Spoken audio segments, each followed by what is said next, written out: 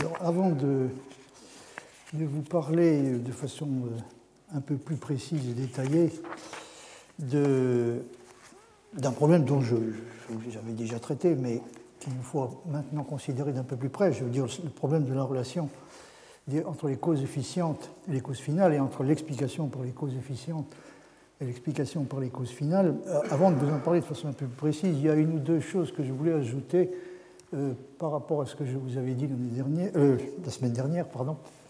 Alors, d'abord, j'avais souligné à différentes reprises, j'avais insisté à différentes reprises sur la conviction qu'avait Leibniz qu'aucun système ne garantissait à la liberté un espace plus grand que le sien. Il dit qu'il n'est pas possible d'assurer à la liberté un espace de jeu plus grand que ne le fait mon système. Et vous avez sous les yeux un passage où il souligne à nouveau ce point qui lui paraît extrêmement important. C'est un des arguments majeurs qu'il invoque en faveur de son système. Et comme vous allez le voir, il présente les choses de la façon suivante. Il y a des théories philosophiques d'où il résulte que la liberté est seulement une apparence et la contrainte est la seule réalité.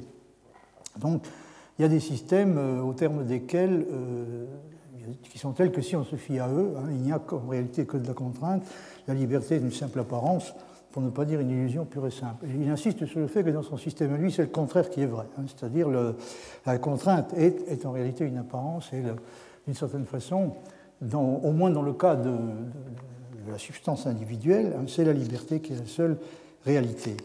Donc vous avez le passage sous les yeux, il s'y trouve, il est en train de parler de son système, ce qu'il appelle son système nouveau de la nature et de la communication des substances, et il dit ceci, il s'y trouve aussi ce grand avantage qu'au lieu de dire que nous ne sommes libres qu'en apparence et d'une manière suffisante à la pratique, comme plusieurs personnes d'esprit ont cru, c'est-à-dire il y a toute une série de philosophes qui ont défendu l'idée que nous sommes libres exactement autant que nous avons besoin de l'aide, c'est-à-dire aussi longtemps qu'il est possible de faire une distinction entre les actions qui sont le résultat d'une opération de la volonté et les actions qui ne le sont pas, c'est-à-dire les actions qui sont effectuées en conséquence d'une contrainte exercée de l'extérieur, aussi longtemps que nous pourrons faire une distinction de cette sorte, nous jouissons de toute la liberté dont nous avons besoin.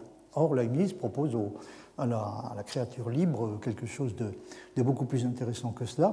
Donc il se trouve dans mon système aussi ce grand avantage qu'au lieu de dire que nous ne sommes libres qu'en apparence et d'une manière suffisante à la pratique, comme plusieurs personnes d'esprit ont cru, il faut dire plutôt que nous ne sommes entraînés qu'en apparence. Donc vous voyez, c'est plutôt la contrainte qui est une apparence.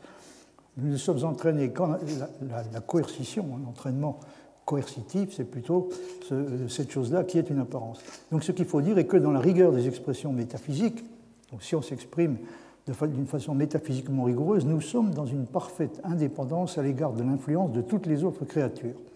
Ce qui met encore dans un jour merveilleux l'immortalité de notre âme et la conservation toujours uniforme de notre individu, parfaitement bien réglé par sa propre nature, à l'abri de tous les accidents du dehors, quelque apparence qu'il y ait du contraire. Jamais système n'a mis notre élévation dans une plus grande évidence, tout esprit étant comme un monde à part, suffisant à lui-même, indépendant de toute autre créature, enveloppant l'infini, exprimant l'univers, il est aussi durable, aussi subsistant et aussi absolu que l'univers lui-même des créatures. Voilà, il faut que je n'aurai pas le temps de le faire, malheureusement, mais je vous parle un peu plus longuement de la conception, l'idée que Leibniz se fait de la mort, qu'il perçoit la mort stricto sensu, donc l'âme est indestructible et ne périt pas, selon sa conception. Il se représente la mort comme ce qu'on pourrait appeler une involution sur un plus petit théâtre, c'est-à-dire une réduction de dimension dans laquelle elle continue à exister sous une autre forme. Et vous voyez que dans ce passage, il souligne qu'au fond, l'âme de la substance individuelle est aussi indestructible que pourrait l'être l'univers lui-même. Elle est, comme elle constitue une expression de l'univers entier. Son existence lui est rigoureusement solidaire de celle de l'univers. Par conséquent, encore une fois, la mort ne peut en aucun cas être comprise comme une destruction au sens propre du terme. Bon, je laisse de côté cette question qui ne c'est pas qu'elle soit dépourvue d'intérêt, elle est au contraire du plus haut intérêt. Je veux dire, l'idée que Leibniz se fait de la mort, mais malheureusement, je ne peux pas m'y attarder longuement. Alors, il y a un ou deux autres points dont je voulais sur lesquels je voulais ajouter quelque chose. Alors d'abord, en ce qui concerne l'application du principe de raison suffisante aux vérités contingentes, j'ai eu l'occasion de souligner le fait que les vérités contingentes ont, exactement comme les vérités nécessaires, ont une raison suffisante, c'est-à-dire même dans le cas d'une vérité contingente et de l'espèce la plus contingente qui soit, il y a toujours une raison suffisante, c'est-à-dire une explication complète de ce qui fait que la proposition concernée est vraie plutôt que sa négation.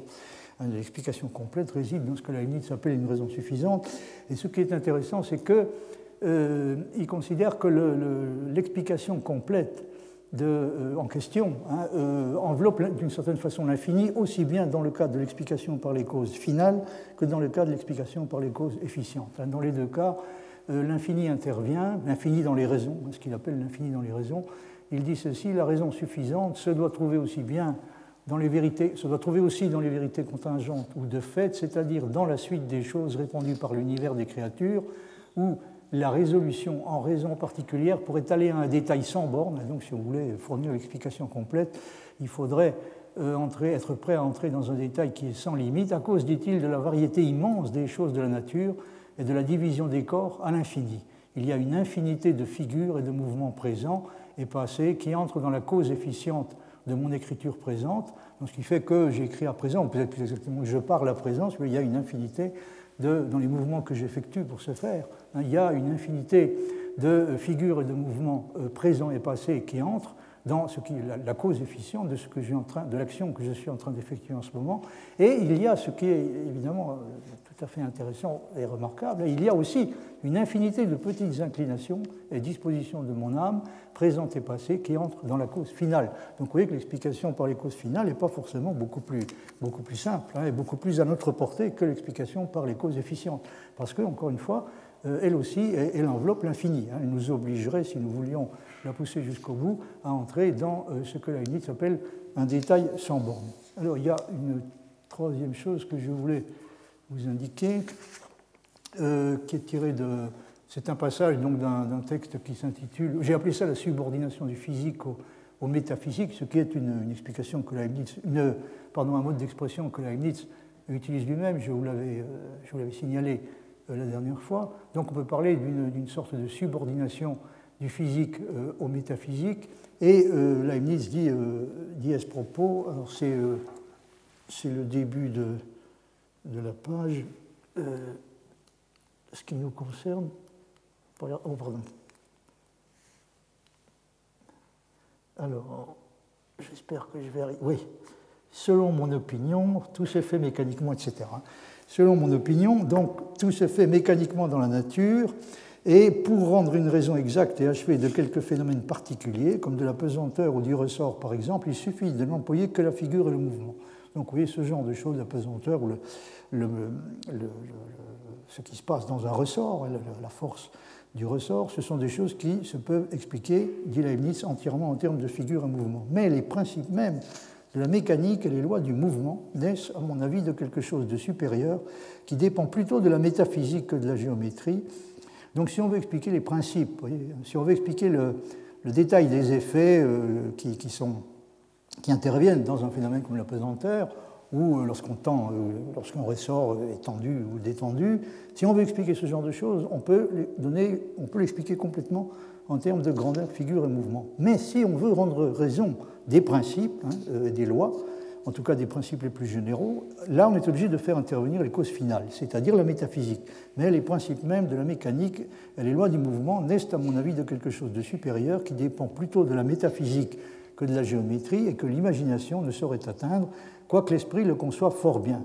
Ainsi, je trouve que dans la nature, outre la notion de l'étendue, il faut employer celle de la force, qui rend la matière capable d'agir et de résister, et par la force ou puissance, je n'entends pas le pouvoir ou la simple faculté qui n'est qu'une possibilité prochaine pour agir et qui, étant comme morte même, ne produit jamais une action sans être excitée par dehors, mais j'entends un milieu entre le pouvoir et l'action qui enveloppe un effort, un acte, une entéléchie, car la force passe d'elle-même à l'action en tant que rien ne l'empêche.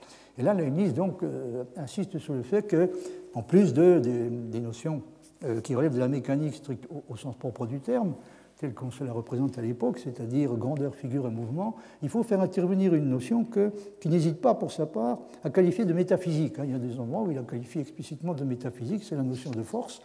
Et dans cette notion de force, se matérialise en quelque sorte, si on peut s'exprimer ainsi, la subordination dont nous sommes en train de parler de la physique à la métaphysique. C'est la notion de force qui constitue l'élément crucial dans cette affaire. Alors Leibniz précise ce qu'il entend par force. Il faut entendre par force, dit-il, non pas une puissance passive qui attendrait une sollicitation externe pour se manifester, mais une puissance active, c'est-à-dire quelque chose qui implique, comme il le dit déjà, un effort, une tendance, un effort.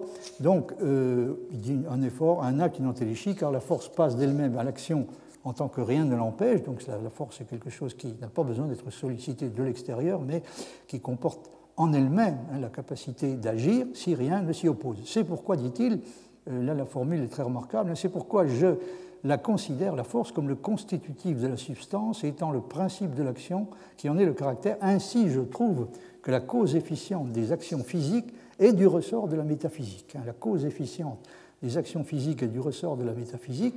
En quoi je suis fort éloigné de ceux qui ne reconnaissent dans la nature que ce qui est matériel ou étendu et qui, par là, se rendent suspects avec quelques raisons auprès des personnes de piété. Évidemment, cela leur doctrine présente un aspect qui est peu satisfaisant pour les hommes de piété, comme les appellent les personnes de piété, comme les appelle Leibniz. Ils sont plutôt accusés régulièrement d'être des mécanistes, des matérialistes, etc. Et donc des esprits complètement irréligieux. Alors, ce qui est remarquable, vous voyez, c'est qu'il y a chez Leibniz une tendance qui se manifeste assez souvent à identifier, plus ou moins, tout au moins pour ce qui concerne la nature corporelle, à identifier l'ordre de la causalité efficiente avec la mécanique, avec ce qui peut être, avec les effets qui peuvent être expliqués en termes mécaniques. Mais l'intervention de la force complique évidemment cette situation, ce qui fait que ça amène Leibniz à dire qu'il y a un type de causalité efficiente qu'on ne peut pas décrire de cette façon. C'est ce qu'il veut dire quand il dit que la cause efficiente des actions physiques est du ressort de la métaphysique. On est obligé, en raison de l'existence et de l'importance de la force, on est obligé d'introduire un type de causalité efficiente qui doit être caractérisé lui-même comme métaphysique. Donc il ne serait pas possible d'identifier purement et simplement, même si ça serait beaucoup plus satisfaisant, d'identifier purement et simplement le règne, l'ordre de la causalité efficiente avec celui de la causalité qui s'exerce de façon mécanique. Les choses sont donc plus compliquées, mais j'aurai l'occasion de revenir sur ce point, parce que par ailleurs, il y a aussi une tentation qu'on pourrait avoir, celui de croire que la causalité efficiente n'est à l'œuvre que dans la nature corporelle et que les causes finales, elles, ne sont à l'œuvre que dans le règne de l'esprit. Mais ce n'est pas non plus le cas, puisque évidemment, même dans l'univers mental, dans le monde mental, la causalité efficiente peut évidemment être aussi à l'œuvre, en plus des causes finales. Bon, ce sont des points sur lesquels j'espère avoir le temps de revenir de façon un peu plus détaillée. Alors j'en viens donc maintenant à mon chapitre 8, qui porte précisément sur cette question de la relation, la nature exacte de la relation entre les causes efficientes et les causes finales, telles que Leibniz se la représente. Alors il y a une chose que Leibniz dit assez souvent, et j'avais déjà cité certains textes dans lesquels ça apparaît de façon tout à fait claire, c'est qu'il y a certains effets, les mêmes effets dans certains cas, dit Leibniz, peuvent s'expliquer indifféremment par la considération des causes efficientes et par celle des causes finales. Alors vous voyez par exemple ce qu'il dit dans le discours de métaphysique, c'est le paragraphe 21, qui porte précisément sur cette question. Il dit « Or, puisqu'on a toujours reconnu la sagesse de Dieu dans le détail de la structure mécanique de quelques corps particuliers, il faut bien qu'elle se soit montrée aussi dans l'économie générale du monde et dans la constitution des lois de la nature. » Et là, il fait remarquer, puisqu'on reconnaît la sagesse de Dieu dans la construction remarquable de certains organismes, par exemple, dans le détail de la construction des organismes, eh bien, il faut être préparé à reconnaître aussi la sagesse de Dieu, la sagesse et l'intelligence divine dans ce qu'il appelle l'économie générale et dans la nature, dans la constitution des lois elles-mêmes, dans le choix des lois elles-mêmes, pas seulement donc dans la construction des choses, mais également dans la nature des lois. Ce qui est si vrai qu'on remarque les conseils de cette sagesse dans les lois de mouvement en général, car s'il n'y avait dans les corps qu'une masse étendue, et s'il n'y avait dans le mouvement que le changement de place, et si tout se devait et pouvait déduire de ces définitions, toutes seules, par une nécessité géométrique, il s'ensuivrait, comme j'ai montré ailleurs, que le moindre corps donnerait au plus grand qui serait en repos, et qu'il rencontrerait la même vitesse qu'il a sans perdre quoi que ce soit de la sienne. Et il faudrait admettre quantité d'autres telles règles tout à fait contraires à la formation d'un système, mais le décret de la sagesse divine de conserver toujours la même force et la même direction, en somme, y a pourvu. Je trouve même que plusieurs effets de la nature se peuvent démontrer doublement, savoir par la considération de la cause efficiente et encore à part par la considération de la cause finale, en se servant par exemple du décret de Dieu de produire toujours son effet par les voies les plus aisées et les plus déterminées, comme j'ai fait voir ailleurs, en rendant raison des règles de la catoptrique et de la dioptrique, et en dirai davantage tantôt. Il est bon de faire cette remarque pour concilier ceux qui espèrent d'expliquer mécaniquement la formation de la première tissure d'un animal et de toute la machine des parties, avec ceux qui rendent raison de cette même structure par les causes finales. L'un et l'autre est bon, l'un et l'autre peut être utile non seulement pour admirer l'artifice du grand ouvrier, mais encore pour découvrir quelque chose d'utile dans la physique et dans la médecine, et les auteurs qui suivent ces routes différentes ne devraient point se maltraiter.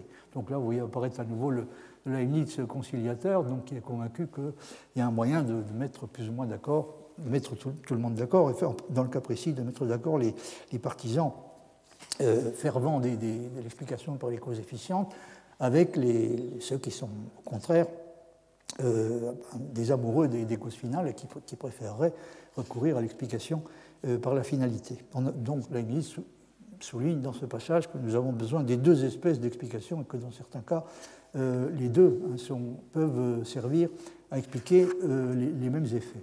Alors, un passage encore, ce qui est susceptible de nous intéresser. Alors, est-ce que c'est celui-là ?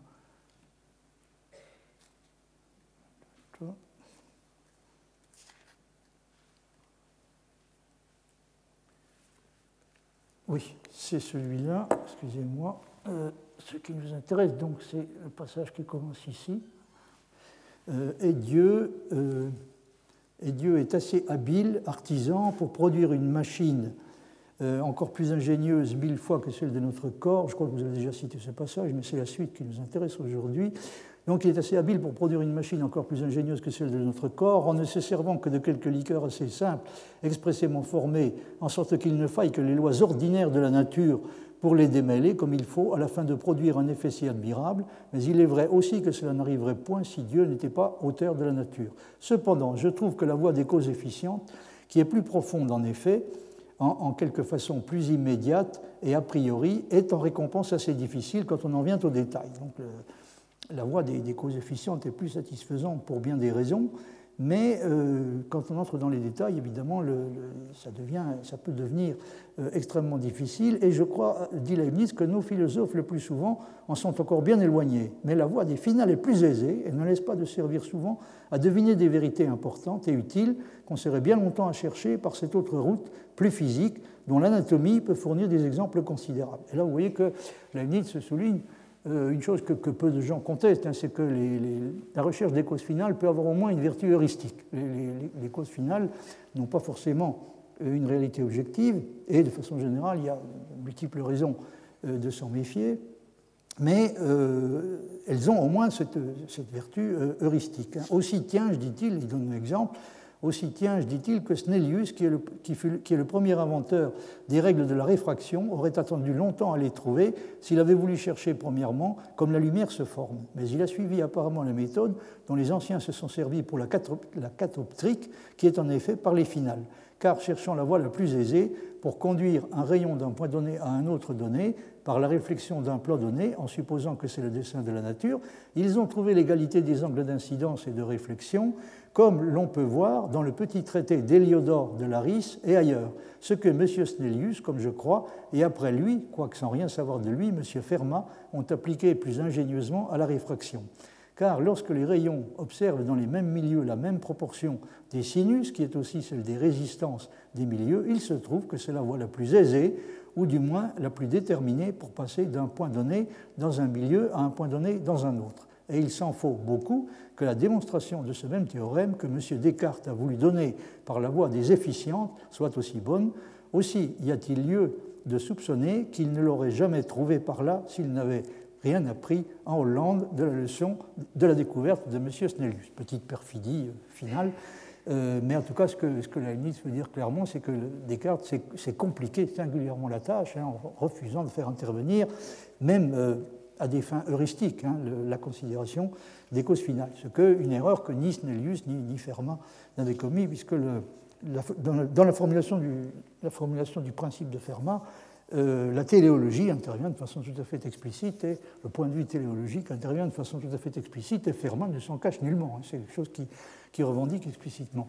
Alors évidemment, vous ne serez pas surpris de constater que du point de vue de Leibniz, ce sont Snellius et Fermat qui ont raison contre Descartes. Alors en ce qui concerne la subordination du physique au métaphysique, dont je viens de vous donner un exemple, je crois que je vous avais déjà cité ce passage où Leibniz insiste à nouveau là-dessus. Il dit « Pour moi, je crois que les lois de la mécanique qui servent de fondement à tout le système dépendent des causes finales, c'est-à-dire de la volonté de Dieu déterminée à faire ce qui est le plus parfait, et que la matière ne prend pas toutes les formes possibles, mais seulement les plus parfaites. Autrement, il faudrait dire qu'il y aura un temps où tout sera mal en ordre, ce qui est bien éloigné de la perfection de l'auteur des choses. » Donc là, il reformule une critique qu'il a formulée contre Descartes et contre une chose que Descartes affirme dans les principes de la philosophie, comme je vous en avais parlé l'année dernière. Je ne reviens pas là-dessus, je pense qu'il se méprend peut-être de façon plus ou moins délibérée sur ce que Descartes veut dire, mais en tout cas, son idée est claire. L'idée, ça veut dire qu'il y a une sélection qui doit s'effectuer entre tous les possibles et qui interdit de considérer que la matière prend successivement toutes les formes possibles. Parce que si c'était le cas, il y aurait un moment évidemment où elle se trouverait dans un état de désordre complet, chose que Leibniz se refuse à envisager, mais naturellement on pourrait faire remarquer que si la matière passe réellement par toutes les formes possibles, elle ne restera pas évidemment dans cet état de désordre complet, et on peut envisager qu'elle en sorte à nouveau à un moment donné. Mais en tout cas, ce n'est pas de cette façon que Leibniz considère les choses. Mais alors, dire que les lois de la mécanique dépendent des causes finales, dire que les lois de la mécanique dépendent des causes finales ne veut pas dire, j'avais aussi insisté sur ce point, que les premières, c'est-à-dire les lois de la mécanique, dans leur application, sont soumises à l'influence des causes finales. Il y a une subordination, il n'y a pas d'influence.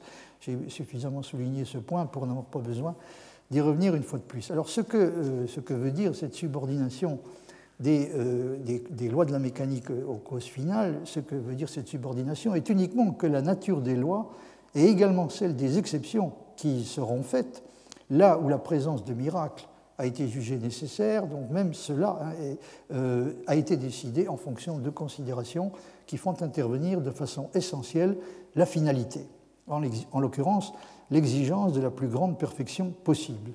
Leibniz dit ceci, je montrais, c'est-à-dire il est engagé dans une discussion avec les gens qui cherchent à exclure la considération des causes finales, c'est-à-dire des gens comme Descartes, Spinoza et Hobbes, et il a, dit-il, essayé de montrer contre eux que ces mêmes lois de la mécanique ne découlent pas de principes géométriques, mais de principes métaphysiques, et si toutes les choses n'étaient pas gouvernées par un esprit, elles seraient de beaucoup différentes de ce que nous expérimentons. Donc si Leibniz soutient donc les lois ne pourraient pas être ce qu'elles sont s'il n'y avait pas eu au départ un choix, s'il n'y avait pas eu un choix qui était inspiré par un principe de sagesse, c'est-à-dire en fin de compte par le principe du meilleur. Mais la finalité, pour Leibniz, vous vous en doutez, n'a évidemment pas seulement une utilité heuristique, que je crois personne le contesterait sérieusement. Elle n'a pas seulement une utilité heuristique, compte tenu de tout ce qui vient d'être dit, vous vous doutez qu'elle a également une réalité objective. Mais le problème qui se pose est le suivant. Je ne suis pas certain que Leibniz donne une réponse qui est en tout point claire à cette question cruciale. Qu'est-ce qu'on peut se proposer légitimement d'expliquer à l'aide des causes finales? Est-ce que c'est des effets particuliers qu'on ne pourrait pas expliquer en termes de causalité efficiente? Est-ce que c'est les lois de la nature, c'est-à-dire le fait que les lois de la nature soient ce qu'elles sont, plutôt qu'autres, c'est-à-dire le fait qu'il y a des lois de la nature qui sont celles que nous essayons et réussissons jusqu'à un certain point. Nous essayons de connaître et réussissons jusqu'à un certain point à connaître. Donc est-ce que c'est les lois de la nature ou est-ce que ce n'est pas plutôt quelque chose qu'on pourrait appeler, et que Leibniz s'appelle du reste de ce nom, qu'on pourrait appeler les principes généraux de la nature? Les principes généraux de la nature, comme par exemple le principe de continuité. Alors, vous voyez ce que Leibniz dit dans ce passage. Si j'arrive à trouver l'endroit qui nous intéresse.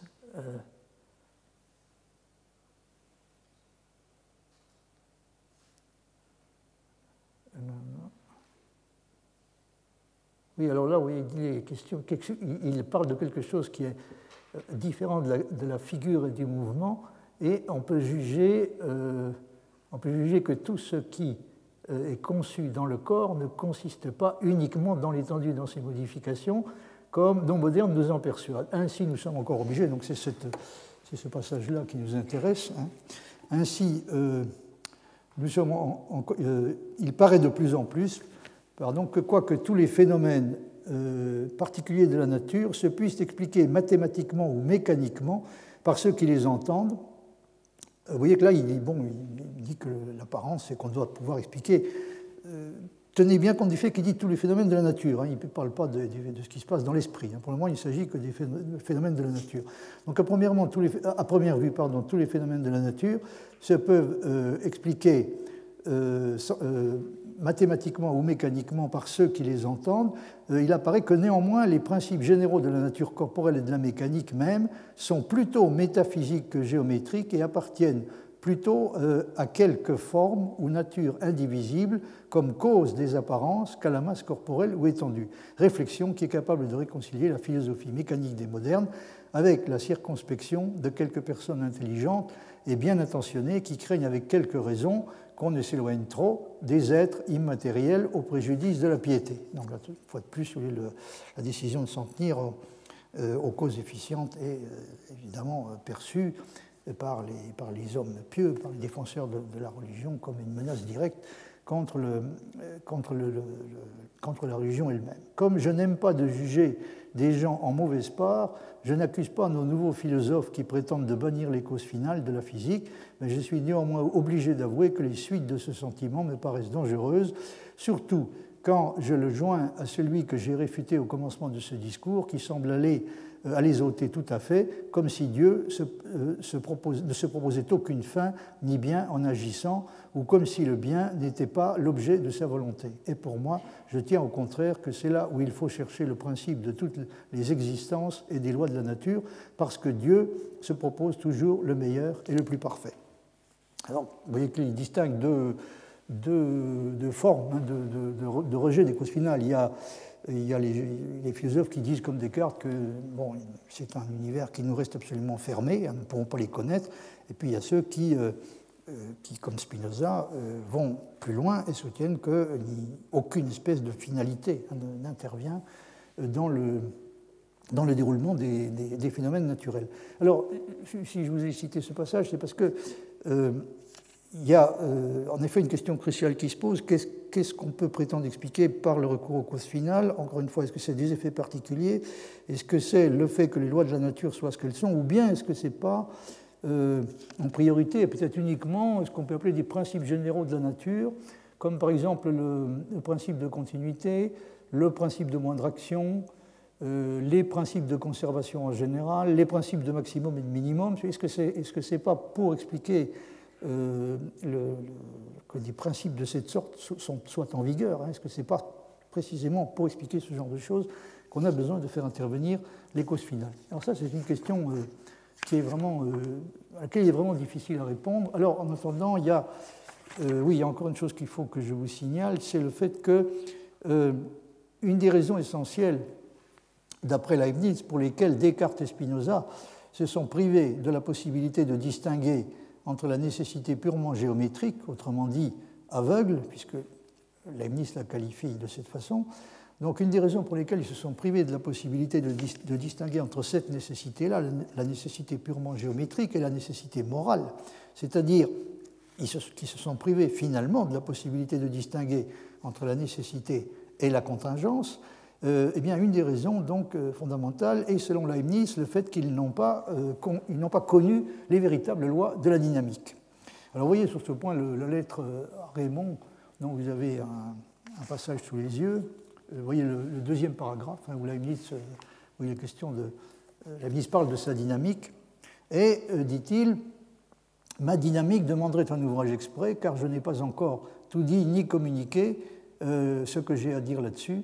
Vous avez raison, monsieur, de juger que c'est en bonne partie le fondement de mon système parce qu'on y apprend la différence entre les vérités dont la nécessité est brute et géométrique et entre les vérités qui ont leur source dans la convenance et dans les finales. Et c'est comme un commentaire sur ce beau passage du Phédon de Platon que j'ai cité quelque part dans un journal, qu'en supposant qu'une intelligence produit toute chose, il faut trouver leur source dans les causes finales. Socrate y blâme Anaxagore, qui avait dit qu'une intelligence, nous, avait produit les choses, et après cela n'avait parlé que du concours des corpuscules, sans employer cette intelligence et sans marquer les fins des choses. Alors, ce passage du Phédon est un passage auquel Leibniz se réfère assez fréquemment.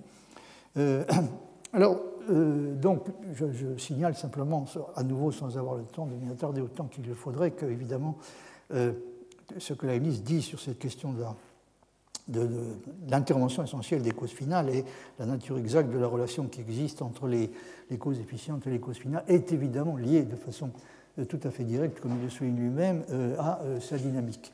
Alors, en ce qui concerne, il y a une conséquence qui résulte de cela en ce qui concerne le statut des lois de la nature, qui apparaît, qui est exposé très clairement donc, dans la Théodicée, dans le paragraphe 349 de la troisième partie. Alors, dans ce paragraphe 349 que vous avez sous les yeux, Leibniz dit ces considérations, donc il fait allusion aux considérations qu'il vient de développer, ces considérations font bien voir que les lois de la nature qui règlent les mouvements ne sont ni tout à fait nécessaires, ni entièrement arbitraires. Donc, il conclut de ce qu'il vient de dire que le statut qui doit être accordé aux lois de la nature est intermédiaire entre celui des lois nécessaires, celui des vérités nécessaires, au sens de la nécessité logique, géométrique ou métaphysique, qui est une nécessité aveugle, c'est la nécessité des propositions mathématiques. Donc à une extrémité, vous avez les vérités nécessaires de la logique et des mathématiques. À l'autre extrémité, vous avez des propositions qui constituent l'expression de conventions plus ou moins arbitraires, en tout cas dans lesquelles intervient un élément de choix arbitraire. Et puis entre les deux, vous avez les lois de la nature. Donc elles se situent quelque part entre ces deux extrêmes. Donc ces considérations font bien voir que les lois de la nature qui règlent les mouvements ne sont ni tout à fait nécessaires, ni entièrement arbitraires. Elles ne sont pas tout à fait nécessaires parce qu'elles pourraient sans contradiction être différentes. Il y a des mondes possibles dans lesquels les lois de la nature seraient différentes. Donc elles ne sont pas tout à fait nécessaires, mais elles ne sont pas non plus tout à fait arbitraires. Donc elles sont justifiées d'une façon qui fait, dit Leibniz, intervenir de façon essentielle le principe du meilleur. Le milieu qu'il y a à prendre est qu'elles sont un choix de la plus grande sagesse, et ce grand exemple des lois du mouvement fait voir le plus clairement du monde combien il y a de différence entre ces trois cas, à savoir, premièrement, une nécessité absolue, métaphysique ou géométrique, qu'on peut appeler aveugle, et qui ne dépend que des causes efficientes. En second lieu, alors là c'est assez curieux qu'ils disent que c'est une nécessité qui ne dépend que des causes efficientes, parce que ça veut dire qu'ils ne distinguent pas clairement dans ce genre de contexte une nécessité proprement logique qui n'a rien à voir avec l'opération des causes efficientes, ce qui fait qu'une proposition comme 2 + 2 = 4 est vrai, et même nécessairement vrai, n'a pas, je crois, grand-chose à voir avec l'intervention des causes efficientes. Donc c'est une proposition qui a un statut différent de celui d'une vérité nécessaire de la physique. Mais en tout cas, le point commun entre ces deux espèces de nécessités, disons la nécessité qu'on peut appeler logique, géométrique ou métaphysique, au sens strict, hein, c'est-à-dire la nécessité des propositions mathématiques, par exemple, et la nécessité physique, c'est que ces deux espèces de nécessités sont aveugles, hein, par opposition à la nécessité morale. Mais c'est un petit peu étrange, si vous voulez, de dire que toutes les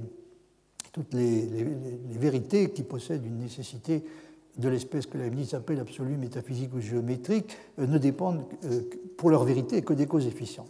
Quoi qu'il en soit, en second lieu, donc, il y a une nécessité morale qui vient du choix libre de la sagesse par rapport aux causes finales, et enfin, en troisième lieu, quelque chose d'arbitraire, absolument dépendant d'une indifférence d'équilibre qu'on se figure, mais qui ne saurait exister, où il n'y a aucune raison suffisante, ni dans la cause efficiente, ni dans la finale. Et par conséquent, on a tort de confondre ou ce qui est absolument nécessaire avec ce qui est déterminé par la raison du meilleur, ou la liberté qui se détermine par la raison avec une indifférence vague. Bon, je ne reviens pas sur la question sur le problème de la liberté. Ce qu'il faut retenir, donc, c'est que c'est le genre de position intermédiaire, hein, que Leibniz essaie de trouver pour les lois de la nature. Hein. Donc, il les situe quelque part entre la nécessité absolue, celle des propositions de la logique et des mathématiques, notamment. Soit dit en passant, il y a aussi, évidemment, il y a des vérités morales, hein, qui sont nécessaires. Je n'ai pas insisté là-dessus, mais le domaine des vérités nécessaires ne contient pas uniquement les vérités logico-mathématiques, il contient un bon nombre d'autres vérités, au nombre desquelles figurent des vérités morales. Alors, en ce qui concerne la question de la concordance entre les causes efficientes et les causes finales, je vous ai traduit un passage qui commence dans la deuxième partie de la page. Alors,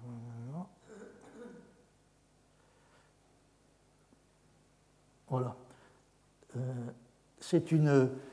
s'agit à nouveau donc d'une critique formulée contre les contempteurs des causes finales, c'est-à-dire les gens comme Descartes, Spinoza et Hobbes.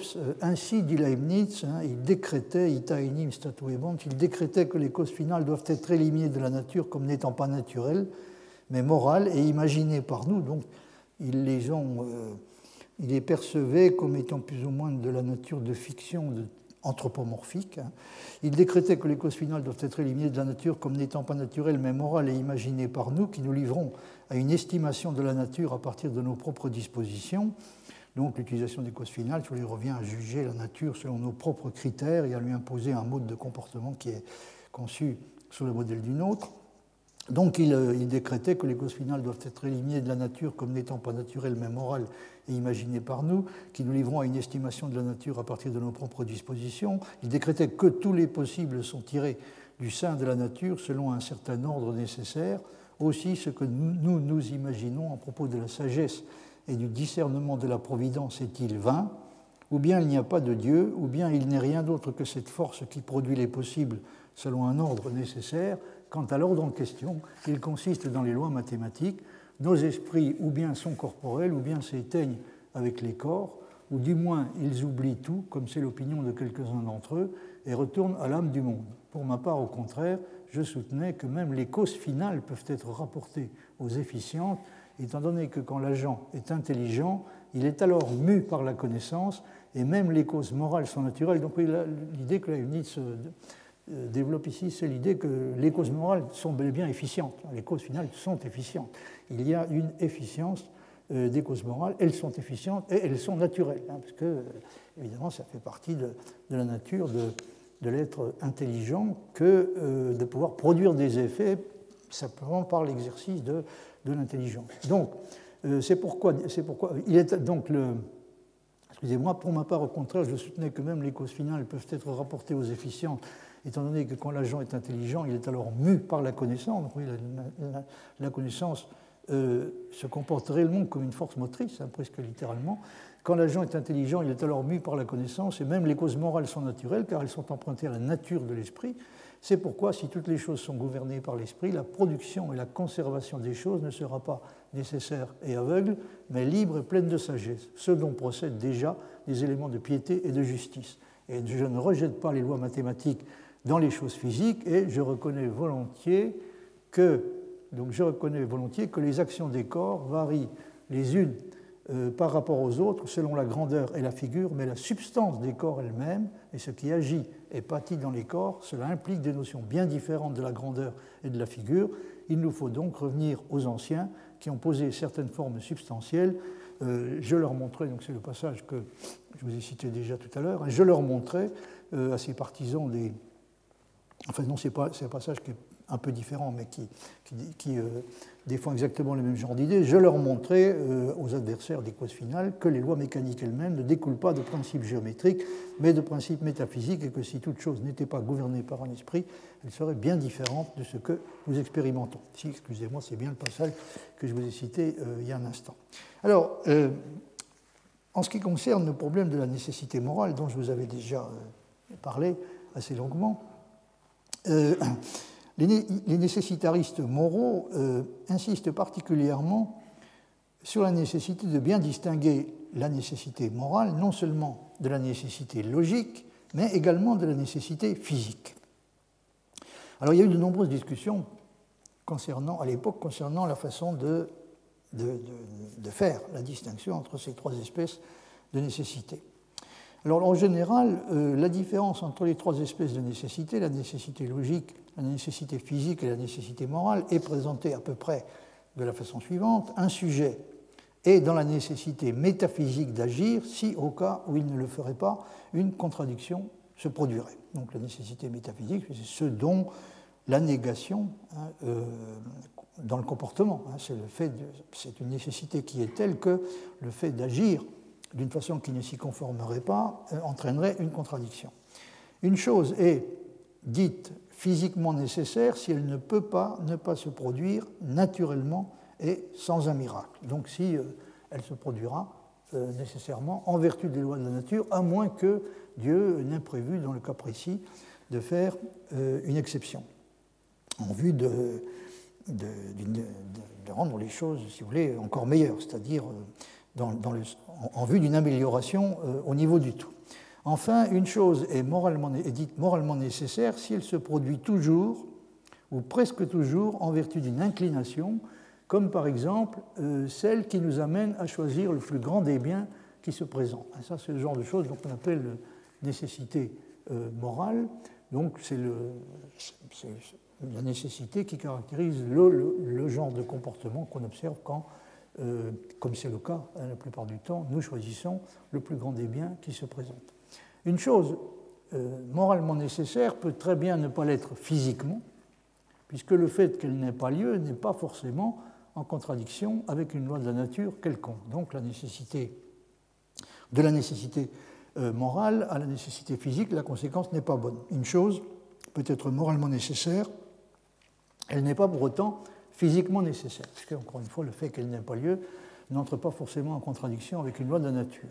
Alors l'année dernière, je vous ai cité des textes d'où il ressort que Leibniz s'incline à considérer que l'esprit est moralement nécessité, au sens indiqué, tout en étant physiquement indifférent. C'est ce que suggèrent certains textes. L'esprit est moralement nécessité, il a évidemment une tendance générale qui, la plupart du temps, comme dit Leibniz, prévalente. Il a une tendance générale à choisir le plus grand bien qui se présente. Et ça correspond donc à ce qu'on a l'habitude d'appeler à l'époque la nécessité morale. Mais simultanément, il y a des passages dans lesquels Leibniz se suggère, il ne dit pas toujours ça, mais un ensemble de passages où il dit que tout en étant moralement nécessité, l'esprit est physiquement indifférent, en ce sens qu'il n'existe pas de loi de la nature dont nous puissions espérer réussir à déduire ce qu'il fera, à déduire ce qu'il choisira. Il y a une très forte présomption que quelqu'un choisira dans tous les cas le plus grand bien apparent, mais aussi forte que puisse être l'apparence, il n'y a cependant pas de nécessité physique qu'il le fasse, c'est-à-dire qu'il choisisse le plus grand bien apparent. Il peut toujours encore, ne serait-ce que parce qu'il peut toujours encore y avoir une exception dans le cas précis. Donc il n'y aurait pas, si vous voulez, dans ces conditions, de véritable nécessité physique. Il y aurait une nécessité qui est seulement morale. Alors de toutes les discussions qu'il y a eu sur cette question, il y en a eu une quantité innombrable, il ressort ceci, que ceux qui ont regardé de près ce problème des trois espèces de nécessité et de la façon dont elles s'articulent entre elles, se sont demandé à quoi exactement s'oppose chez Leibniz la nécessité morale. Et ils ont suggéré trois espèces de réponses qui sont les suivantes. Premièrement, il y a des interprètes qui soutiennent que la nécessité morale chez Leibniz s'oppose uniquement à la nécessité métaphysique, c'est-à-dire, si vous voulez, à la nécessité spinoziste, c'est-à-dire la nécessité qui est absolument stricte et en même temps aveugle, la nécessité que Leibniz appelle logique, métaphysique ou géométrique, qu'il caractérise comme une nécessité aveugle. Alors donc, il y a donc ceux qui soutiennent que la nécessité morale s'oppose uniquement à ce type de nécessité. Il y a deuxièmement les interprètes qui soutiennent qu'elle s'oppose uniquement à la nécessitation aveugle. Et enfin, ceux qui soutiennent qu'elle s'oppose à la fois à la nécessitation métaphysique et à la nécessitation physique. Donc vous voyez, il y a trois options possibles sur ce point. On peut dire que, si vous voulez, il est concevable que la nécessité morale s'oppose uniquement, disons, à la nécessité logique, si vous voulez, pour rendre les choses un peu plus faciles à comprendre. Elle s'oppose uniquement à la nécessité logique. Il est concevable qu'elle s'oppose à la nécessité aveugle en général, ce qui voudrait dire qu'elle s'oppose pas seulement à la nécessité logique, mais également à la nécessité physique, puisque ces deux espèces de nécessité sont aveugles. Et enfin, il y a la possibilité qu'elle s'oppose simultanément aux deux espèces de nécessité, la nécessité métaphysique et la nécessitation physique. La nécessitation métaphysique et la nécessitation physique. Alors, parmi les auteurs dont j'ai déjà eu l'occasion de vous parler, on peut dire que Robert Slay, que j'ai cité l'année dernière, à cause du livre qu'il a consacré à Leibniz et Arnaud, donc à la correspondance entre Leibniz et Arnaud. Alors, Robert Slay opte, lui, pour un, c'est-à-dire la nécessité morale s'oppose uniquement à la nécessité métaphysique, mais elle est compatible avec la nécessité physique. Michael Murray, Robert Adams, excusez-moi, opte pour deux, donc Robert Slay opte pour un, Robert Adams opte pour deux, c'est-à-dire la nécessité morale s'oppose uniquement à la nécessité aveugle, et enfin Michael Murray opte lui pour l'option, opte pour la réponse 3, c'est-à-dire la nécessité morale s'oppose à la fois à la nécessitation métaphysique et à la nécessitation physique. Alors ce que Adams entend par la nécessitation aveugle, je vous ai dit qu'il optait pour la réponse 2, c'est-à-dire la nécessité morale s'oppose uniquement à la nécessitation aveugle. Alors ce qu'il entend par la nécessitation aveugle est la nécessitation qui opère sans passer par la prise en considération de valeurs quelconques. Selon lui, ce qui choque Leibniz n'est pas tant le nécessitarisme que le caractère aveugle de la nécessité. Donc ce qui est important, ce qui est gênant dans le fait d'être nécessité, ce n'est pas le fait d'être nécessité, mais c'est le fait de l'être de façon aveugle. Autrement dit, d'une façon qui ne fait intervenir en aucune façon la valeur, l'intelligence, le choix, etc.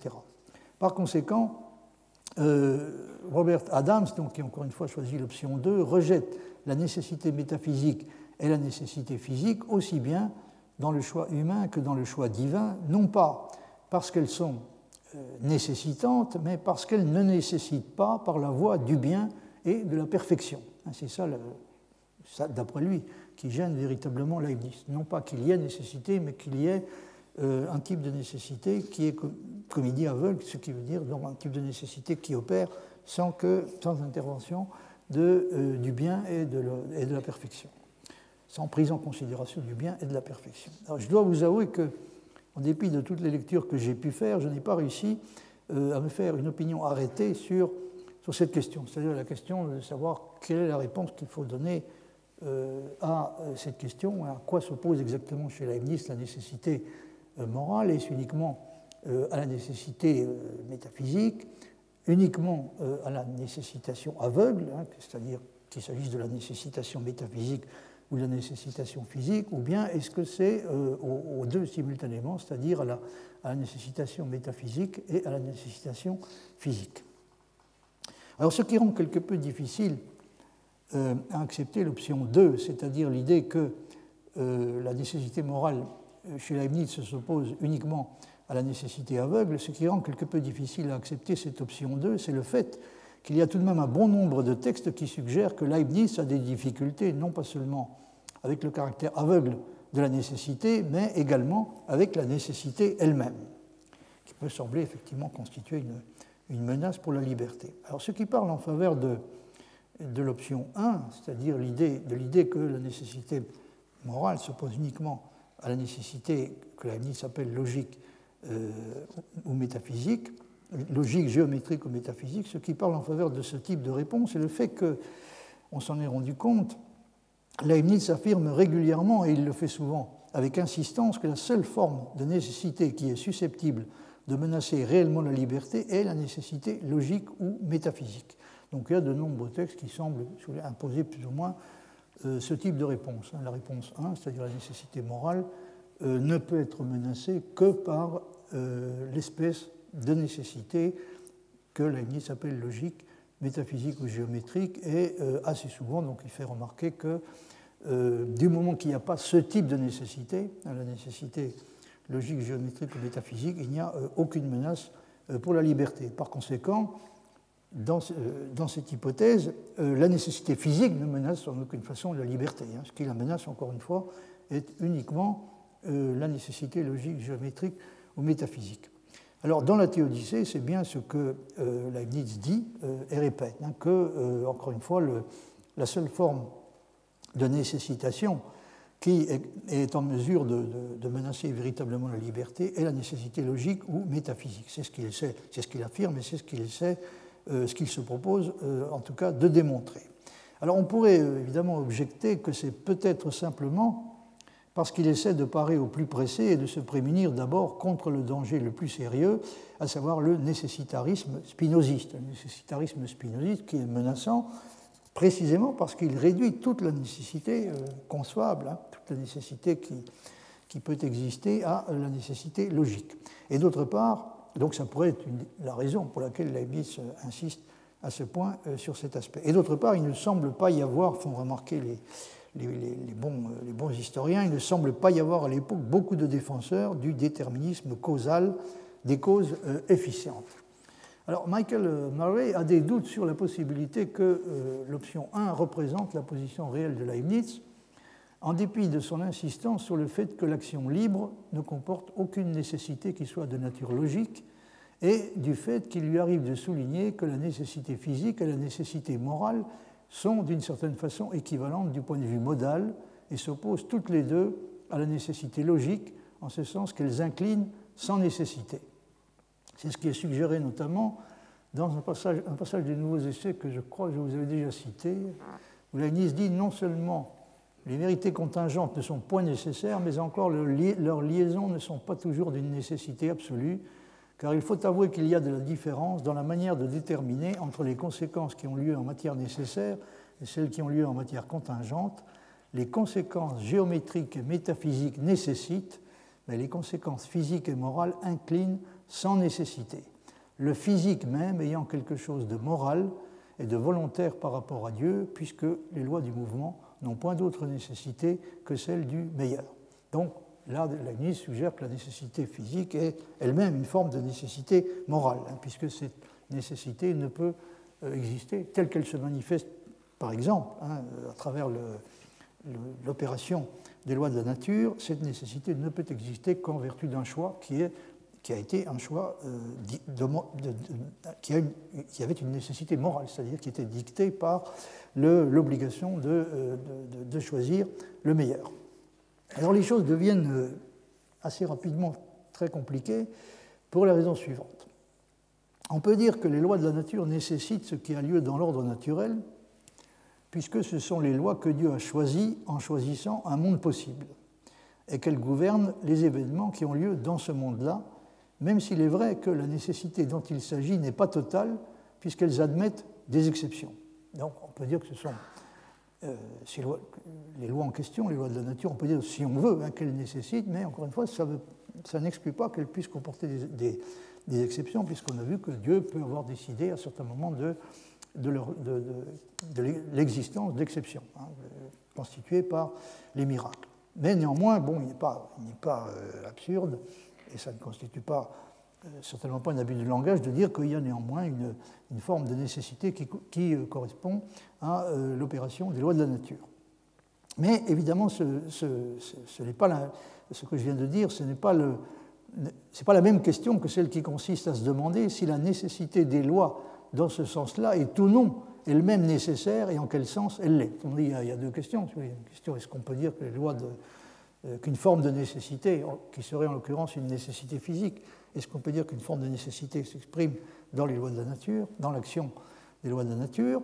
Et puis, il y a une deuxième question qu'on peut se poser en montant d'un degré dans la hiérarchie, c'est est-ce que la nécessité des lois de la nature constitue elle-même une nécessité? C'est-à-dire, est-ce qu'il était nécessaire que ce soit ces lois-là qui soient en vigueur? Est-ce qu'il était nécessaire que la nécessité physique soit celle que nous observons, c'est-à-dire qu'elle soit ce que nous constatons quand nous observons le mode d'opération des lois de la nature. Alors Leibniz répond à cette deuxième question que justement les lois de la nature ne sont pas nécessairement nécessaires. Il n'était pas nécessaire qu'elles soient ce qu'elles sont. Donc si les lois de la nature avaient été différentes, autrement dit si Dieu avait choisi de créer un autre parmi tous les mondes possibles, qui se proposait, s'il avait choisi d'en créer un autre, il y aurait des lois de la nature différentes, donc il y aurait des nécessités physiques différentes. Par conséquent, les nécessités que nous observons ne sont pas elles-mêmes nécessaires, si ce n'est au sens de la nécessité morale, précisément. Elles ne sont sûrement pas physiquement nécessaires.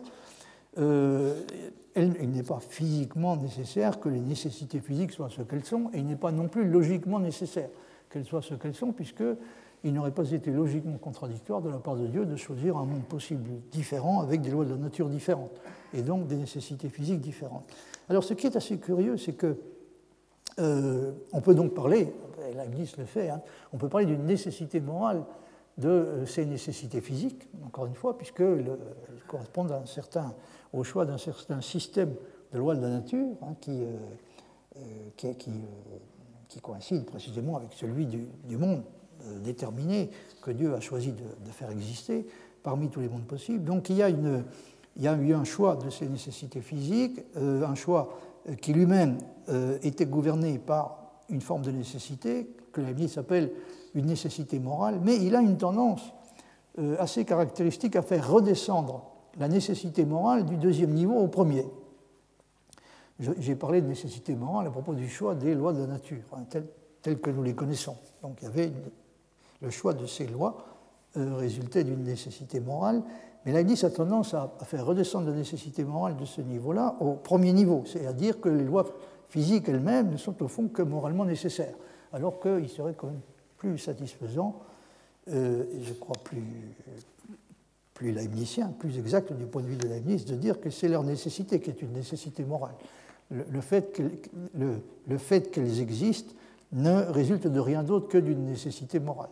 Mais en tout cas, on peut constater que Leibniz a tendance à ne pas faire de différence, en tout cas ne pas faire une grande différence entre les deux types de questions. Au premier niveau, donc, vous avez les nécessités physiques qui nécessitent les événements dont elles gouvernent l'occurrence. Elles sont nécessitantes à l'égard des effets que nous cherchons à expliquer par leurs moyens. Elles sont nécessitantes à l'égard de ces effets. Et puis, donc là, il est question à ce niveau que de la nécessité des effets. Et puis, à un niveau supérieur, donc si on monte d'un degré, il y a la question de la nécessité des lois. On peut se demander dans quelle mesure et en quel sens les lois elles-mêmes sont nécessaires. Et la réponse, là, elle est tout à fait claire. Elles sont nécessaires moralement. C'est-à-dire, elles sont ce qu'elles sont à cause du choix que Dieu a fait du meilleur. Mais Leibniz, encore une fois, donc, de façon générale, n'hésite pas à faire redescendre la nécessité dont je suis en train de parler, celle du deuxième niveau, la nécessité des lois de la nature, il n'hésite pas à la faire redescendre au premier niveau, donc et à parler d'une nécessité morale à propos du genre de nécessité que possèdent les nécessités physiques. Donc, comme vous voyez, c'est passablement compliqué. Alors, dans les passages comme celui des nouveaux essais que je viens de rappeler, Leibniz semble dire que non seulement les propositions contingentes, comme leur nom l'indique, ne sont pas nécessaires, mais encore les liaisons qui existent entre elles ne peuvent pas être non plus nécessaires. De sorte qu'il n'y a pas forcément, et il n'y a même peut-être jamais un lien nécessaire entre, par exemple, la proposition contingente qui affirme l'existence d'un désir déterminé dans l'âme, aussi fort qu'il puisse être, et celle qui décrit l'effectuation de l'action correspondante.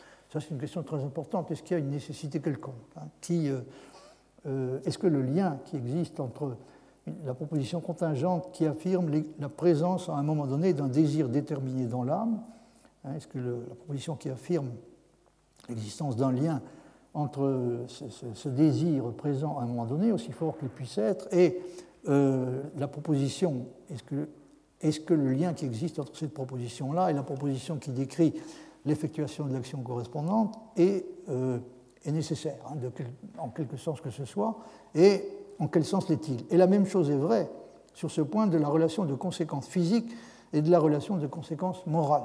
Leibniz en parle assez souvent comme d'une relation qui peut difficilement être considérée comme une relation de nécessité au sens strict, puisque assez souvent donc, il parle d'une inclination qui ne nécessite pas, donc s'agit-il véritablement y a-t-il véritablement nécessitation? Apparemment non, puisque aussi fort que puisse être le désir, jusqu'au dernier moment, aussi fort que puisse être le désir, Leibniz a l'air de considérer qu'on ne peut pas affirmer que l'action s'en suivra nécessairement. Il y a toujours encore la possibilité qu'au tout dernier moment, on se ravise, stricto sensu, le seul moment à partir duquel on ne peut plus le faire, c'est le moment auquel l'action a déjà commencé. Mais tant que l'action n'a pas commencé, même si l'espace disponible, si on peut l'appeler ainsi, si tout l'espace disponible dans l'esprit est occupé par un désir extraordinairement fort qui fait obstacle à toute autre considération, il se peut encore qu'au tout dernier moment, il y a un facteur différent qui intervienne et qui fasse que l'action qu'on croirait normalement être en mesure, dont on croirait normalement être en mesure d'affirmer l'occurrence, d'affirmer qu'elle se produira à coup sûr, il se pourrait donc encore qu'elle n'ait pas lieu. Alors dans les deux cas, on a l'impression que, donc, on peut douter qu'il y ait une nécessité au sens strict, ce qui correspond bien d'ailleurs à ce que Leibniz dit et répète, à savoir qu'il y a inclination, mais non nécessitation. Et dans les deux cas du reste, si on se demande pourquoi telle ou telle chose étant donnée, tel ou tel autre en résulte normalement, la réponse dans l'esprit de Leibniz est en dernière analyse de nature morale. Malheureusement, comme le dit Murray, je vous ai traduit le passage, Leibniz formule parfois des assertions incompatibles et il nous reste à juger à partir de raisons systématiques quelle est la meilleure façon de comprendre ses intentions, toute chose dûment considérée. Il me semble que la prépondérance des textes pèse contre l'interprétation de Slay dans ce cas. Murray défend une position donc assez précise qui est que il défend donc l'option 3 et il estime que Leibniz a une raison théologique d'éprouver des doutes à propos de la compatibilité de la nécessité physique et de la liberté. Donc, ce qui caractérise la position de Murray, c'est le fait de dire que la liberté s'oppose pas seulement à la nécessité logique, géométrique ou métaphysique, mais également à la nécessité physique. Ce qui est un point qui est très difficile à décider parce que il y a des textes chez Leibniz qui suggèrent ce genre de choses, et puis il y en a même un bon nombre qui suggèrent aussi qu'au fond, encore une fois, la seule menace réelle, la seule chose qui pourrait représenter une menace réelle pour la liberté, c'est la nécessité logique et non pas la nécessité physique. Alors, la raison théologique que Leibniz a d'éprouver des doutes à propos de la compatibilité de la nécessité physique et de la liberté peut, d'un point de vue Murray, être représentée de la manière suivante. Il dit ceci: Leibniz dépense des efforts considérables pour établir que la détermination causale des actes de la créature par Dieu, dans ce cas, est suffisante pour détourner la responsabilité de la créature et la reporter sur la cause ultime dans le cas de Dieu. Donc, dans ce cas, pardon, Dieu. Ce que ça veut dire, donc, est que Leibniz semble-t-il prêt à admettre, et même il insiste sur le fait que la détermination causale des actes de la créature par Dieu, la détermination en dernière analyse, des actes de la créature par Dieu, est suffisante pour détourner la responsabilité de la créature et la reporter sur la cause ultime, à savoir Dieu. Alors, le problème se pose de façon particulièrement aiguë dans le cas de la faute, dans le cas du péché, parce que il est clair que si Dieu pouvait être considéré comme la cause du péché, il en serait du même coup responsable, c'est-à-dire la créature pécheresse serait en droit de se plaindre et dire qu'elle n'a rien fait d'autre que d'exécuter une chose qui avait été voulue par Dieu. Or, comme vous le savez, Leibniz tient par-dessus tout à écarter la possibilité que Dieu ait pu vouloir le péché. Il a pu tout au plus le permettre. C'est-à-dire il est la cause, si on veut, mais uniquement la cause permissive de la faute et du mal, en aucun cas la cause active, la cause effective et active. Alors, si Leibniz, dit Murray, se satisfaisait de la compatibilité de la liberté et du déterminisme causal, de telles inquiétudes n'apparaîtraient tout simplement jamais. C'est en effet assez convaincant. Si Leibniz était convaincu qu'il n'y a aucune espèce de difficulté pour concilier la liberté avec le déterminisme causal, le genre d'inquiétude et de scrupule dont il vient d'être question n'apparaîtrait pas chez lui. Et Murray en tire la conclusion suivante: c'est, me semble-t-il, dit-il, une preuve forte de l'existence de sympathies anticompatibilistes dans la pensée de Leibniz. Alors Murray s'exprime de façon un peu obscure, mais je pense que vous n'avez pas de difficulté à comprendre de quoi il retourne. Il s'agit de savoir si Leibniz est un compatibiliste aussi serein et aussi strict qu'on a tendance à le croire. Je l'ai présenté moi-même assez souvent comme ça, suggérant plus ou moins qu'il ne voyait pas de difficulté réelle dans l'idée d'une conciliation possible entre le déterminisme et la liberté, mais il est incontestable qu'il y a aussi chez lui des tendances anticompatibilistes qui se manifestent à certains moments et qui, évidemment, auraient pu le pousser à accepter l'idée qu'il n'est pas possible de concilier réellement la liberté avec le déterminisme physique, c'est-à-dire que la liberté pourrait finalement, dans son esprit, il pourrait y avoir eu dans son esprit des difficultés à concilier la liberté non seulement avec la nécessité logique, là il n'y a aucune possibilité de conciliation, mais également avec la nécessité physique. Donc, dit Murray, c'est, me semble-t-il, une preuve forte de l'existence de sympathies anticompatibilistes dans la pensée de Leibniz, qui plus est, quels que soient les arguments qui peuvent être invoqués contre le déterminisme divin, ils peuvent également être employés avec force contre le déterminisme causal efficient de l'espèce ordinaire dans le choix. Donc si on admet que dans l'hypothèse où les actions de la créature, en particulier ses fautes, en particulier les péchés, sont déterminées de façon causale, une façon qui finalement oblige à les rapporter en dernier ressort à Dieu, alors évidemment la responsabilité se trouve du même coup détournée, se trouve reportée sur Dieu, mais si on est prêt à considérer les choses de cette manière, on sera probablement enclin à voir également une difficulté pour la liberté dans l'existence du déterminisme causal de l'espèce la plus ordinaire, c'est-à-dire celui qui règne dans la nature. Et ça peut donc inciter à chercher la réponse plutôt du côté de l'incompatibilisme. Donc, pour empêcher cela, conclut Murray, on aurait besoin d'un amortisseur analogue à celui que Leibniz installe entre Dieu et les créatures. La nécessité morale des jésuites fournit précisément un amortisseur de cette sorte. Si c'est vrai, la conclusion de cela est que Leibniz est plutôt un compatibiliste mitigé que le compatibiliste pur et dur qu'il donne souvent l'impression d'être et pour lequel on le prend généralement. Et l'acceptabilité de sa position dépend de façon essentielle de la possibilité de trouver une place pour une modalité plus faible que la nécessité physique, à savoir la nécessité morale telle que Leibniz se l'approprie. Ça, c'est une solution, une réponse possible à la question posée, c'est-à-dire il faudrait réellement distinguer trois espèces de nécessités qui se comportent de façon différente à l'égard de la liberté.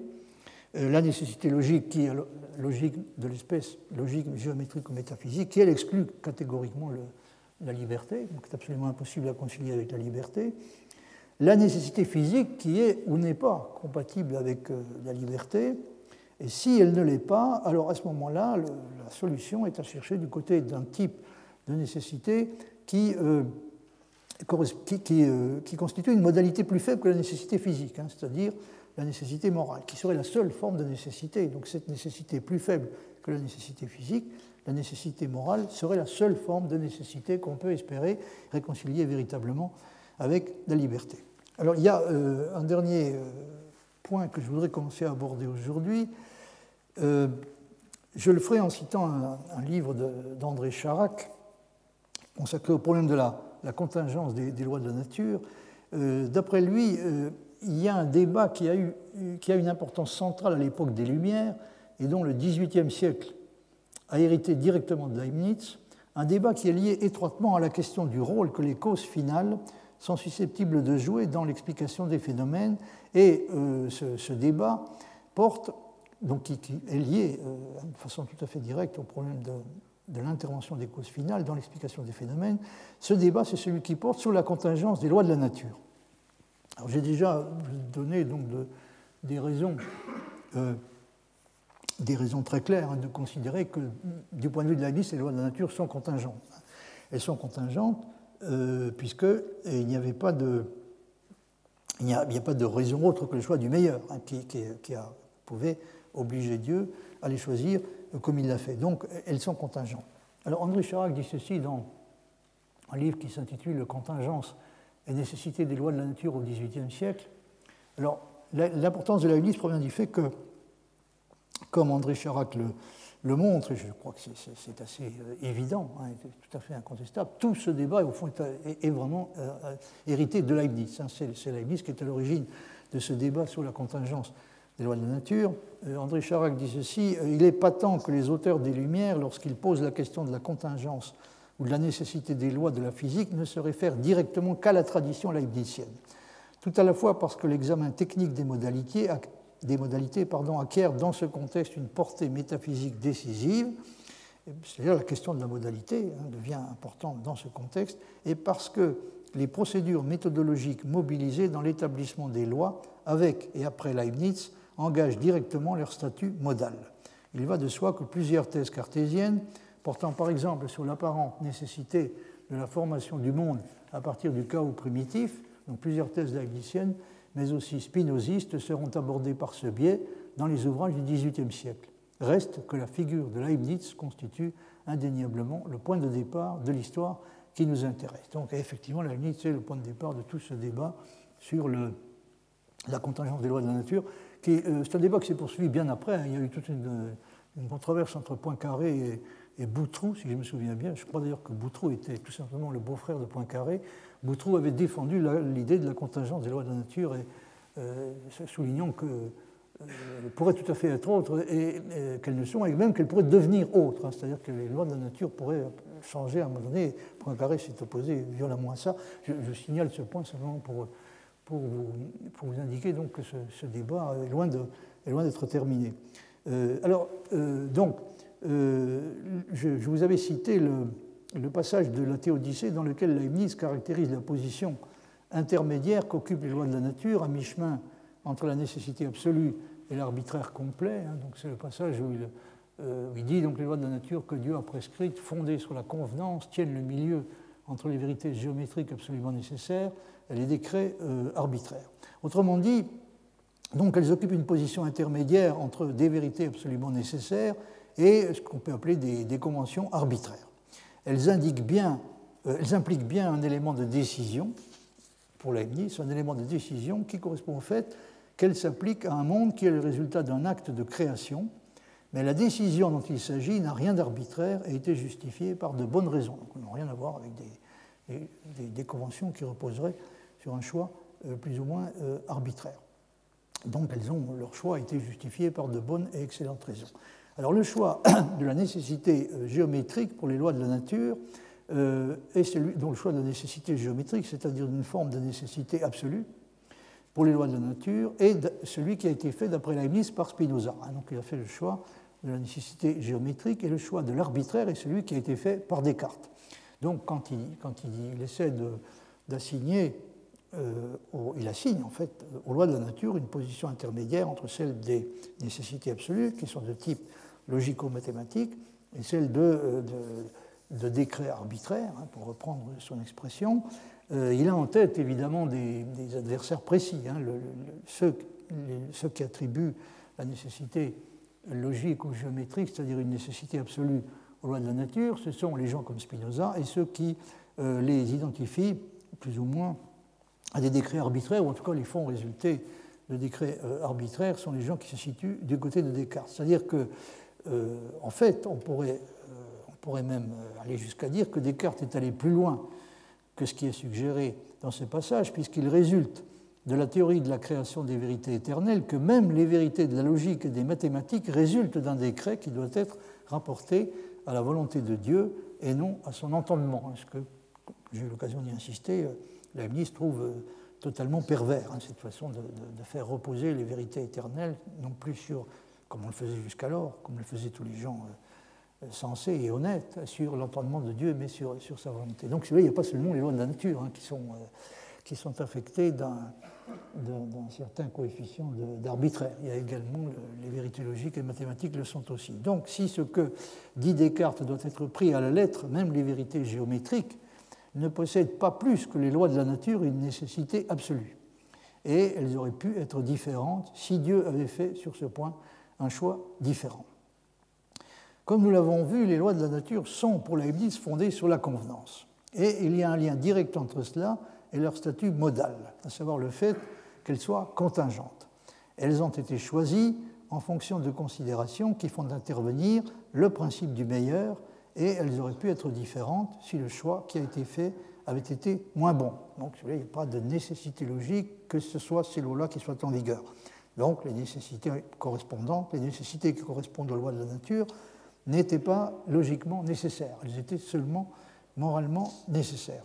Alors, Leibniz estime avoir réussi à démontrer contre Descartes que la quantité qui se conserve n'est pas la quantité de mouvement, mv, mais la quantité, ce qu'on appelle à l'époque la quantité de force vive, mv2.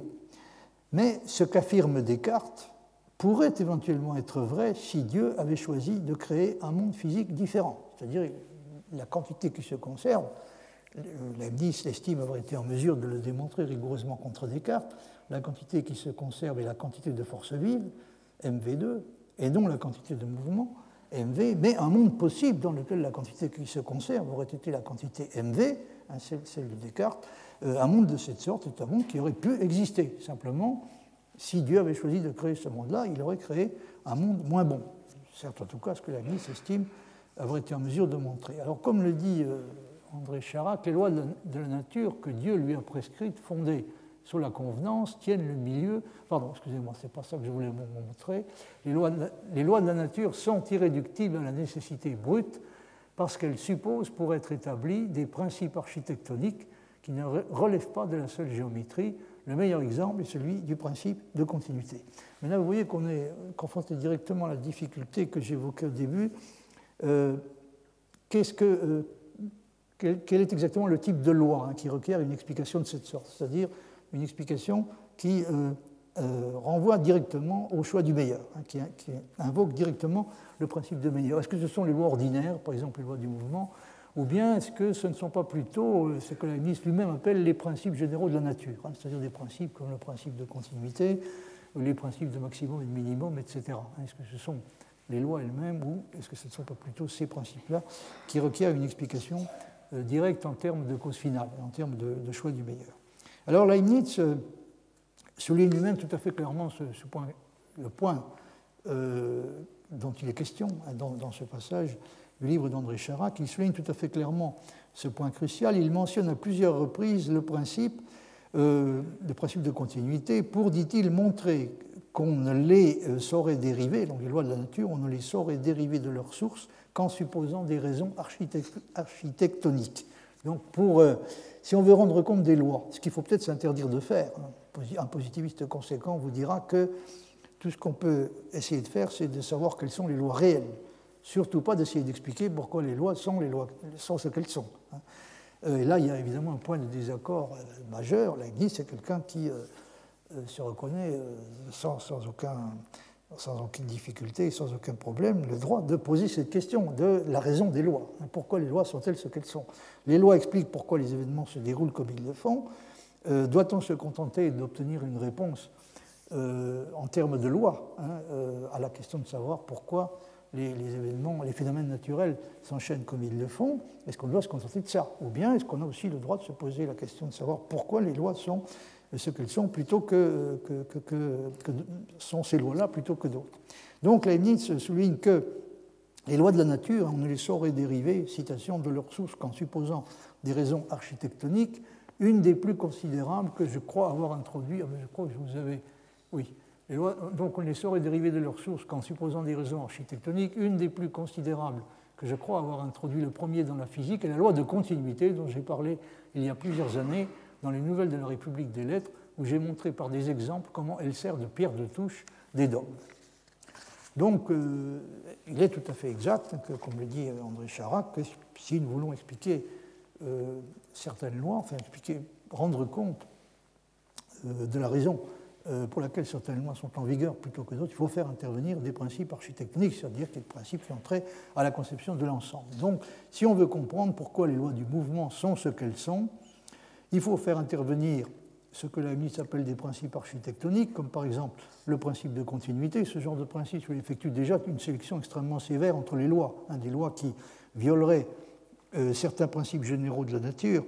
Les principes généraux de la nature, ce ne sont que des lois d'une espèce plus générale, qui ont pour effet d'effectuer une sélection sévère entre les lois de degré inférieur, par exemple les lois du mouvement. Donc elles rendent impossible. Si on veut que le principe de continuité soit respecté, il y a toute une série de lois du mouvement qui vont devenir impossibles. Donc si on veut justifier les lois du mouvement telles qu'elles sont, il faut faire intervenir des principes architectoniques comme le principe de continuité.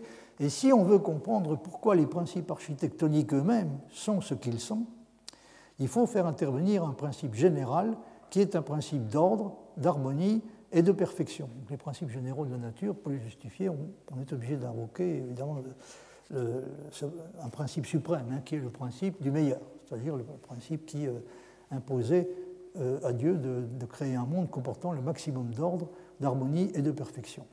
Par exemple, un monde dans lequel il y aurait du vide et des atomes serait en contradiction avec le principe de continuité, mais ce qu'il a fait exclure n'est pas qu'il est impossible, absolument parlant, mais seulement qu'il serait moins bon. Donc c'est le principe du meilleur, celui qui oblige à préférer un univers qui respecte le principe de continuité à un univers qui ne le ferait pas, c'est-à-dire un univers dans lequel il y aurait du vide et des atomes. C'est tout au moins de cette façon que Leibniz voit les choses. Comme elle fait remarquer André Charac, la question du statut modal des lois de la nature, c'est-à-dire sont-elles nécessaires, sont-elles contingentes, cette question du statut modal des lois de la nature se pose chez Leibniz dans le cadre d'une théorie des mondes possibles qui traite le monde réel comme le résultat d'un choix qui aurait pu être différent. Cette façon de considérer les choses suscite, comme on pouvait s'y attendre, l'hostilité de tous ceux qui pensent que la seule chose à laquelle nous pouvons légitimement prétendre est la connaissance des lois qui régissent le comportement des phénomènes naturels et non l'explication des raisons pour lesquelles elles sont ce qu'elles sont. C'est la réaction des gens que j'ai qualifiés tout à l'heure de positivistes, parce que souvent on les qualifie de cette manière. Donc ce sont des gens qui estiment que nous ne pouvons rien faire de plus que d'essayer de trouver les lois auxquelles obéit le comportement des objets du monde physique, mais nous ne devons surtout pas prétendre expliquer pourquoi les lois sont ce qu'elles sont. Donc ce à quoi nous devons nous intéresser est uniquement les lois réelles et non les lois qui auraient pu éventuellement avoir cours à leur place. C'est un des principes de base de ce qu'on appelle la philosophie expérimentale au XVIIIe siècle. C'est un des principes de base de ce type de philosophie qu'il faut s'en tenir aux lois réelles et s'abstenir de spéculer sur des lois possibles. Alors ça apparaît très, très clairement dans la préface que Roger Cotte a écrite pour les principes mathématiques de la philosophie naturelle de Newton. Donc il défend très clairement ce point de vue. Il dit ceci: une vraie philosophie ne doit employer dans l'explication de la nature que des causes vraiment existantes.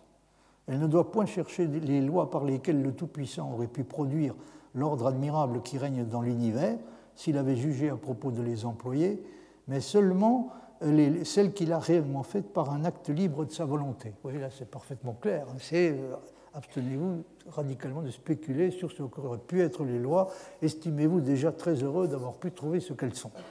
Ne vous interrogez surtout pas sur ce qu'elles auraient pu être. Donc la vraie cause pour un philosophe, donc elle ne doit pas chercher les lois par lesquelles la vraie philosophie, elle ne doit pas chercher les lois par lesquelles le Tout-Puissant aurait pu produire l'ordre admirable qui règne dans cet univers, s'il avait jugé à propos de les employer, mais seulement celle qu'il a réellement faite par un acte libre de sa volonté. La vraie cause pour un philosophe est celle qui produit actuellement l'effet dont il est question. La bonne philosophie n'en reconnaît point d'autre. Donc il ne faut pas spéculer sur des lois possibles et sur des causes possibles, puisque bien sûr, à des lois différentes auraient correspondu, ça va presque de soi, donc aurait correspondu des causes différentes et un type de causalité différent. Alors je crois cependant qu'il y a deux questions ici très différentes qui entrent en jeu et qu'il est important de distinguer. Il y a d'abord le problème de la méfiance bien connue que Newton et ses partisans manifestent à l'égard des hypothèses en général, ces fameux hypotheses non fingo. Donc il y a une méfiance caractéristique qui est exprimée tout à fait clairement à l'égard des hypothèses en général.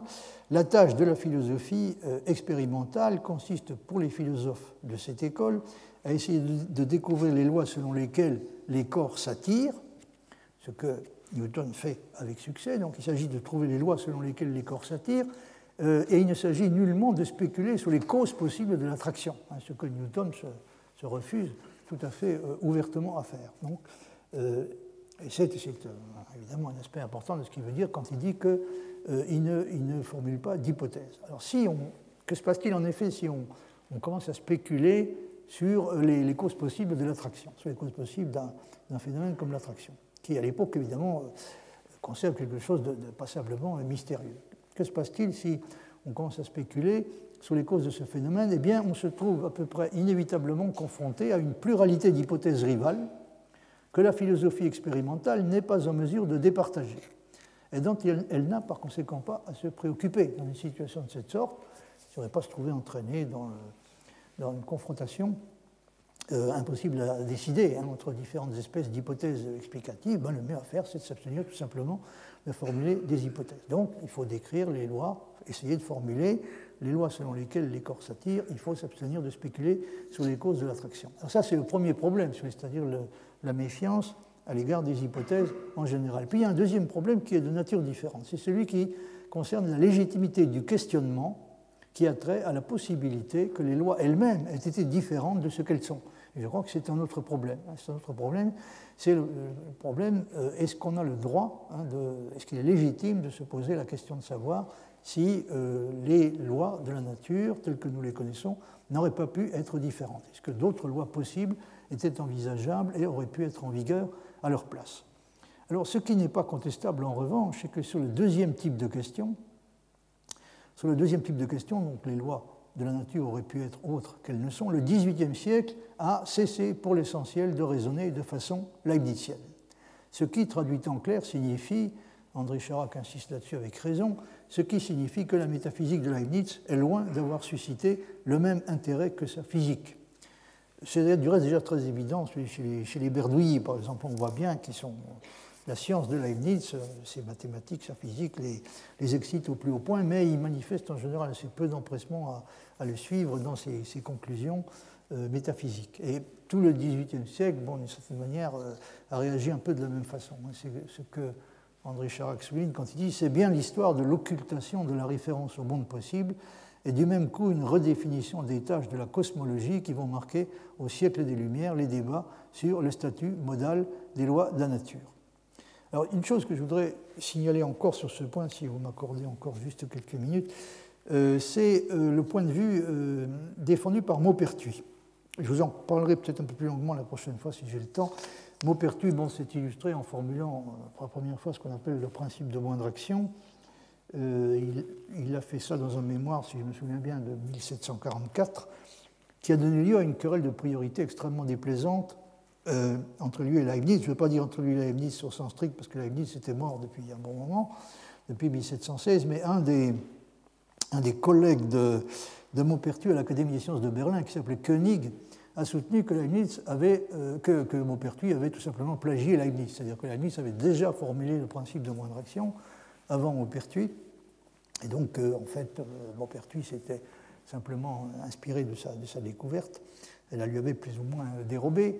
Malheureusement, Koenig s'est appuyé pour affirmer ce genre de choses sur une lettre dont il n'a jamais été en mesure de produire l'original, ce qui fait que la question est restée indécidé. Bon, en général, les gens bien informés semblent penser que c'est bel et bien Maupertuis qui, le premier, a formulé le principe de moindre action, mais évidemment, il était assez tentant, celui de chercher, et peut-être au prix d'une certaine malhonnêteté, de trouver des anticipations de ça chez Leibniz, parce qu'on voit très bien que c'est un principe dont la forme même a quelque chose de leibnizien, hein, y compris celui dans cette espèce de recours, dans le recours apparent à la téléologie, hein, c'est-à-dire l'idée que la nature, dans les transformations qui s'opèrent, poursuit une certaine fin, c'est-à-dire celle qui consiste à minimiser la dépense de ce qu'on appelle l'action, hein, c'est-à-dire à faire en sorte que la quantité d'action dépensée soit minimale. Enfin ça, bon, c'est un problème historique qui n'est pas d'un grand intérêt. Ce qui est plus intéressant, c'est la position particulière qu'adopte Maupertuis sur cette question de l'intervention, le problème de l'intervention des causes finales, hein, c'est-à-dire est-ce qu'on a le droit ou non dans l'explication des phénomènes naturels de faire intervenir les causes finales. Alors, André Charac donc, cite un passage de Berdouillet dans lequel il dit s'il est vrai, c'est le passage qui figure en haut, là, en petit caractère, s'il est vrai que les lois du mouvement soient des suites indispensables de la nature des corps, cela même prouve encore la perfection de l'être suprême, c'est que toutes choses sont tellement ordonnées qu'une mathématique aveugle et nécessaire exécute ce que l'intelligence la plus éclairée et la plus libre prescrivait. Ça, c'est très intéressant, ça veut dire Dieu est tellement astucieux qu'il est capable de produire de façon purement mécanique des effets qui ont l'air d'être la conséquence de l'exercice de la plus haute intelligence. C'est-à-dire qu'il n'y a peut-être pas de finalité réelle dans les phénomènes, mais vraiment toutes les apparences suggèrent qu'il y en a une. Et ça, c'est parce que l'auteur de l'univers est tellement intelligent et dispose de moyens tels qu'il est capable presque de nous duper, hein, presque de nous mystifier sur ce point, puisqu'il peut, sans avoir à sortir du domaine de la mécanique, au sens le plus strict, il peut réussir à produire des effets qui présentent toutes les apparences, qui présentent des apparences telles qu'on a l'impression qu'ils ne peuvent être que le résultat d'une intention délibérée, hein, dirigée par une intelligence de la plus haute espèce. Alors, André Charac commente ce passage en disant « En première lecture, cette affirmation paradoxale, mais osons-nous ajouter sincère sous la plume de Maupertuis, pourrait rappeler les déclarations de Leibniz sur le parallélisme des causes efficientes et finales dans la nature, tel qu'il est souligné par exemple dans le Tentamen Anagogicum. Il y a pour ainsi dire, pour parler ainsi, deux règnes dans la nature corporelle même, qui se pénètrent sans se confondre et sans s'empêcher, je vous l'avais cité, je crois, ce passage, le règne de la puissance, suivant lequel tout se peut expliquer mécaniquement par les causes efficientes, lorsque nous en pénétrons assez l'intérieur, et aussi le règne de la sagesse, suivant lequel tout se peut expliquer architectoniquement, pour ainsi dire, par les causes finales, lorsque nous en connaissons assez les usages. Les textes que Maupertuis consacre à l'usage de la causalité finale en physique, en même temps qu'ils offrent une première occurrence de la formule de l'essai de cosmologie, renforcent d'ailleurs cette impression de leibnizianisme simplifié. Je vais malheureusement être obligé de m'arrêter là pour aujourd'hui, mais je vous en parlerai, j'essaierai de vous en dire un peu plus là-dessus la prochaine fois. Il y a en effet une certaine similitude entre la façon dont procède Leibniz, qui consiste à dire en gros il n'y a pas de guerre et ni même de véritable concurrence entre l'explication par les causes finales et l'explication par les causes efficientes. Nous avons besoin des deux espèces d'explications, même s'il est vrai qu'elles n'expliquent pas exactement les mêmes choses. Ça se complique encore quand Leibniz dit que, d'une certaine façon, tout pourrait s'expliquer par les causes efficientes, tout pourrait aussi s'expliquer par les causes finales. Ce n'est manifestement pas le cas.